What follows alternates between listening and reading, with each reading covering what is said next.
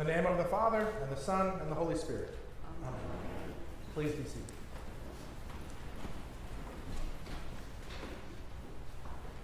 On Trinity Sunday every year, it concludes our choral season. There's bigger hymns, there's generally bigger music. I want to start by thanking Jeffrey Hoffman and our choir for the last year of their music today as well, but please join me in giving them a hand. They've done a great job.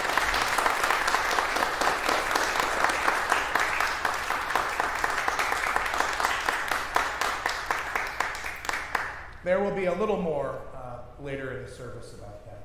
The way that we worship is, and different churches worship in a variety of different ways, right? We do things differently when the choir is not here, right? Next week, the summer choir begins, and it will be a different worship experience. At the 8 o'clock service, it's a different worship experience, in large part because there is no music.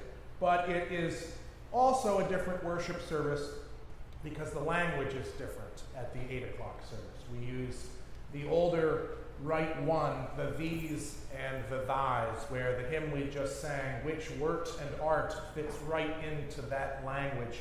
At this service, we use Rite 2, which is traditional but contemporary.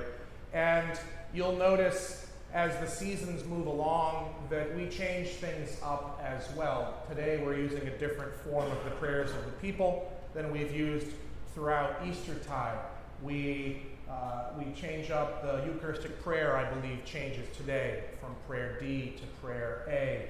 The lights around the organ change colors seasonally, or if we're singing a hymn that's particularly Irish, you may have noticed it turned green for a little bit.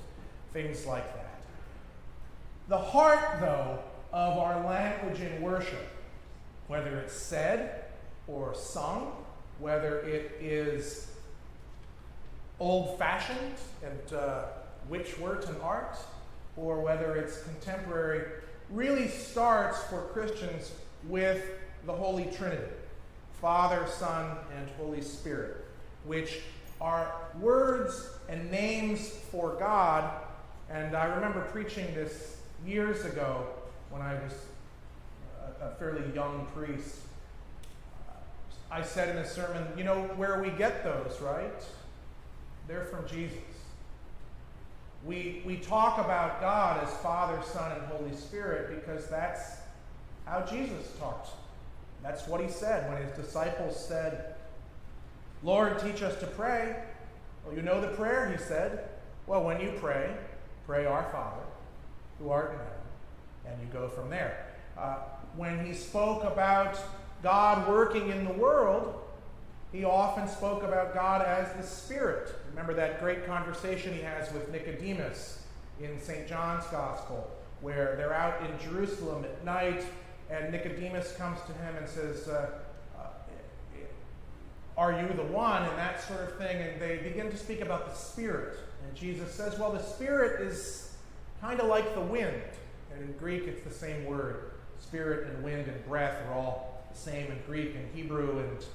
And the Spirit moves around in the world in ways that you can't always figure out or know it's coming or know where it's going. But that's how he talked about the Spirit. That's how he talked about God working in the world, working in each of us. And he spoke about himself. He called himself the Son of Man, the Son of his disciples often referred to him as the Son of God. When he was up on the cross, the centurion said, truly, this is the Son of God. But that language of Son, Spirit, and Father comes directly from Jesus. And so that's our starting point. Now, many of those things are rooted in the Hebrew Scriptures, but it was unusual to speak about God so heavily as Father, or for people to speak about themselves as the Son of Man. So they come from Jesus. And if you lose that, they're not the only way we speak about God. If you listen carefully through this service, in your own prayer life, we have a deep and wealthy and rich language. And the Scriptures are full of all sorts of other imageries. Our first reading from Proverbs, wisdom. There's a lot of different ways we can speak about God.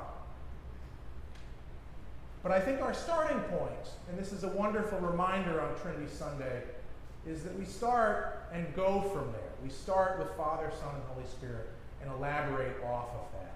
And I think this is a good Sunday to be reminded of that. Beyond that, it's one of those things. I think all of us could agree that we could walk out and speak about God in creation. Beautiful sky, the marvels of the world.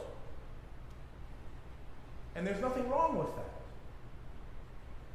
But that doesn't necessarily identify you as a Christian. If you begin to start speaking only about God and creation, or only in ways that are very general, sometimes you lose your core that starts with Jesus and the way that he spoke about God. So I just throw that out there as a reminder. It's an important thing for people to be able to identify you as a Christian. And when we do the same thing in the rest of our lives. We speak about others in the way that they tell us how to speak about them, right? When I was at St. Mary's, everybody called me Father Mead. My name is Matthew Mead. I got to Good Shepherd Granite Springs. Suddenly everybody called me Father Matt. Okay. When Zooms, I got here and everybody calls me whatever they feel like in Christchurch. But I got on Zoom for 2 years, and I think you all know this, everybody calls me Matt, or Father Matt. And on Zoom, my name was, if you ever see me on Zoom, I'm always Matthew Mead. And over the last 2 years, more and more people have been referring to me as Matthew. And it's because it says up there on the screen, that's what my name is. And I've never bothered to change it down to Matt. I don't really care all that much. But it is important. Nobody calls me Lewis. That would be strange, right? People have called me Reverend. They've called me Father. Very rarely people call me Your Holiness. That doesn't really go over very well. I know a priest. It's not my title. I know a priest who refers to our bishops as Your Eminence. It never goes over very well with the bishops. They don't want to be called that. So we take care how we speak about God, just as we do in our lives, taking care about how we speak about each other. And so I leave you with those two things to ponder and think about.